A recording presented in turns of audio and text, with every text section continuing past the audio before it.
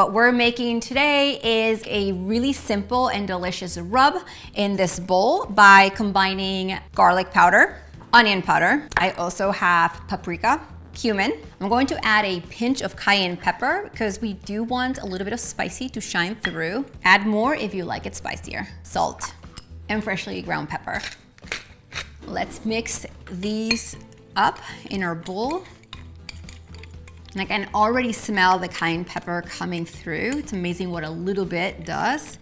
What I've done to my pork roast is I've trimmed off some of the excess fat so my rub can stick to my pork meat. So with clean hands, I'm just going to liberally distribute my rub on the meat, and you're gonna want to use all of the rub in the recipe for your roast. Once you have one section done well, you're gonna also want to do the sides